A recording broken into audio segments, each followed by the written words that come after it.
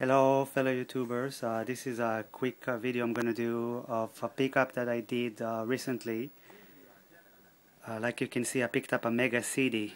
Now this console in Japan goes for a ridiculous sum of money. I mean, I've seen on Akihabara to get like a boxed Mega CD. Now I don't know if it's the average price, but I've seen a Mega CD goes for like $1,200, and I kid you not, in a box mint. So what I was looking for a while for a Mega CD, and I'm going to explain why. But I was browsing through Yahoo auctions, and I failed in a couple of bidding because I thought they were too expensive, or either they got snatched, or the deal was too expensive. And finally, I mean, the best deals you can make actually is from people who doesn't know exactly what they're selling. I mean, usually like not private sellers, but big stores that have like second-hand stores. And I found one on a second-hand store, and the bid started pretty low.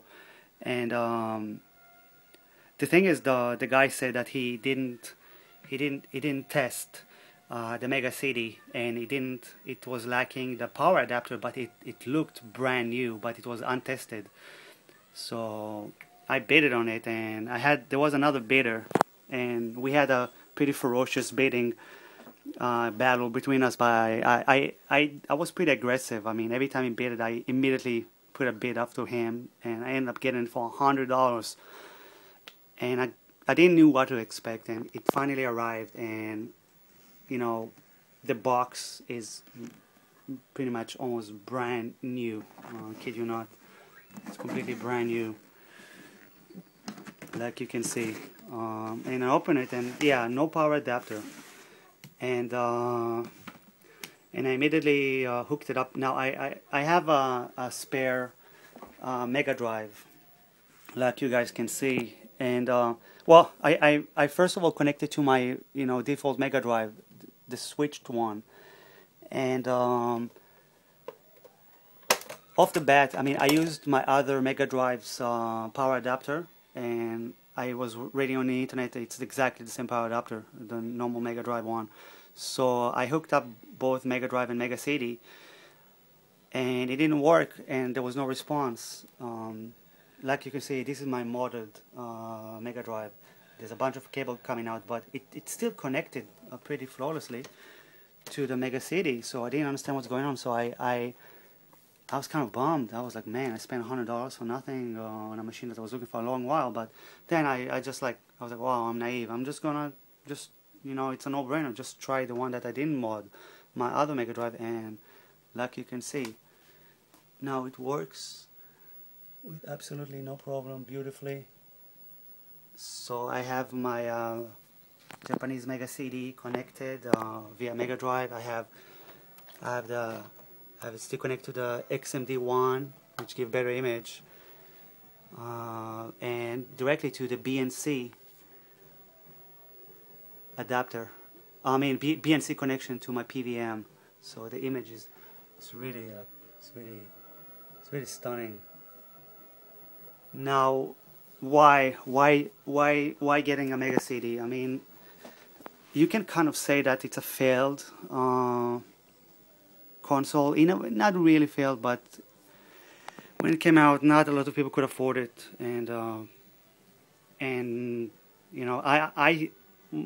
got it for a bunch of reasons. First of all, I had one before, and I really love it. I love the design of it. It's just beautiful design. It attaches so beautifully. I know the Super Famicom was supposed to have the same deal going on, but they they didn't do it. They never went into the CD business. Almost, it took them a long while to do it. So I mean, design-wise, it's a beautiful console. I was not interested in the second version, the cheap second version. This is the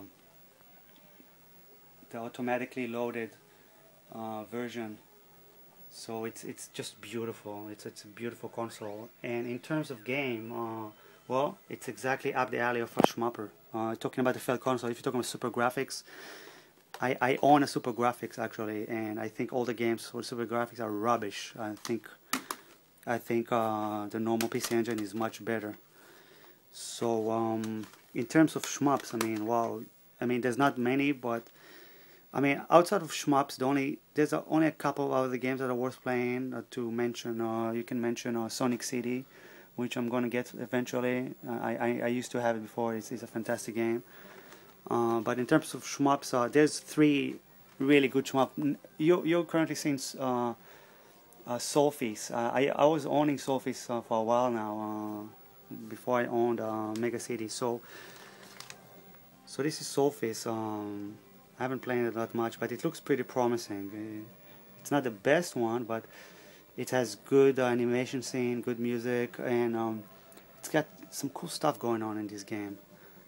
Some cool robots, some cool graphics. I'm sorry, the quality is not very good capturing, but there's some cool robots in this game. I mean, big opponents, and it's really promising. I really actually like it. It is not highly regarded, but I mean, when you're a Sega fan, a Mega Drive shmup fan, and Sega Dreamcast and Saturn shmup fan, I mean, when you have everything already, this is the console to get when you really want to touch the sky. So we got this, and then we have the amazing Silphid. This is like a pseudo axonometric kind of. It's a very unique shmup. I don't know how many you guys played, but it's really like, this is, I think, the most graphically amazing 16-bit Sega game ever made. It's got like amazing cutscenes, amazing music. I'm gonna review it. I'm sure I will. But the graphics are 3D, amazing, fantastic game. And of course, for the Compile fan club, we have Robo Aleste. Wow.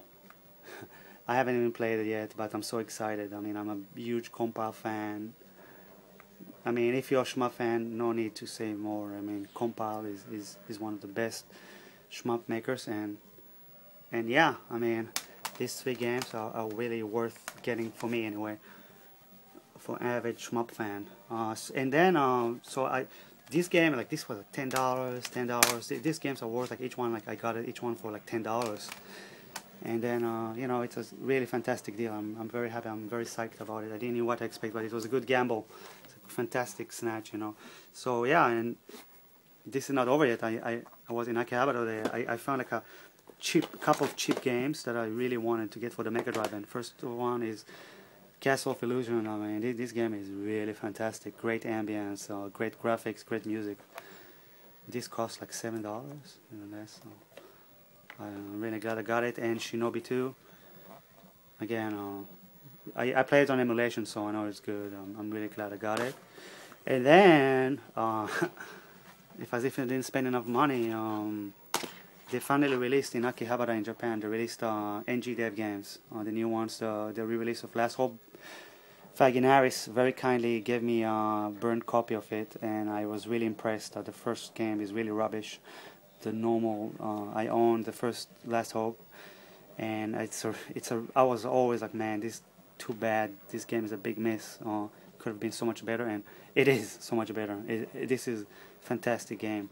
And Gunlord, which, you know, when you're a Dreamcast fan, this is the bootleg, not the bootleg release, the indie release. Definitely support the NG Dev team, doing a fantastic job, and I'm sure it's good. And lastly, I'm just showing you a project I'm working on, giving Dreamcast some more love. I'm currently modding the Dreamcast arcade stick. You know, after I mod my controllers, for example, the Mega Drive one, with full Semitsu parts. You know, I know people think it's a good controller, but you know, once you get to mod controls for yourself, the quality is not the same. You feel it. You feel that it is not as good as what you can do by yourself. So, what I did, I'm gonna install my favorite Semitsu controller, and I got also some Semitsu buttons that are you know, it's related to the color palette of the original one. I didn't want to betray the color palette of the original button, but these ones are semi-2 buttons are better than Sanwa even, and they're kind of transparenty, really cool looking. So, but this is not mod friendly, unfortunately. Well, kind of like a little bit my fault. I chose this my favorite semi-2 stick, but it doesn't have the groundbreaking PCB. So what I'm gonna do, I'm gonna unweld all this point, unsolder, sorry, and then just with wires just connect them to these pins, and this will be just like loose, you know, inside the controller. And also I have to find a way to connect it, because this is the original stick. So they're gonna be, I have to figure out how I'm gonna actually physically connect it, because actually you can't really remove the front panel. I mean, you can, but it's got like a really weird star-shaped screw that I've never seen before. I don't know what the fuck they were thinking. Sorry, it's hard to see. So yeah, I mean, I know people think it's good, but for the lay people it's good, but it is not. It is so. I mean, this is kind of loose, and the buttons are kind of like moody. They're not like arcade. They don't have the bestiality of the bestiality. Oh my god, the beastiness of real arcade buttons. So I really want to show my Dreamcast some love. So yeah, also I'm gonna have to Dremel around, obviously, every time, except again for the Hori PC Engine stick, arcade stick. Every arcade box have problems, you know. So this one, I'm gonna have to Dremel a little bit to be able to enter this one, and then everything else is not gonna be that hard to, you know, do all the grounding and all the soldering. It's not that bad. Just the stick is gonna be a little bit of a pain in the ass, but that's the whole fun of it. And this stick is gonna be much better. I mean, it's lower than the original one. It's got that black plastic covering, which is really, it does make a difference, you know, when you're playing it. It really feels a lot better. So yeah, so this is my next project. I'm gonna show you guys when it's finished. Yeah, but this is actually my new setup of.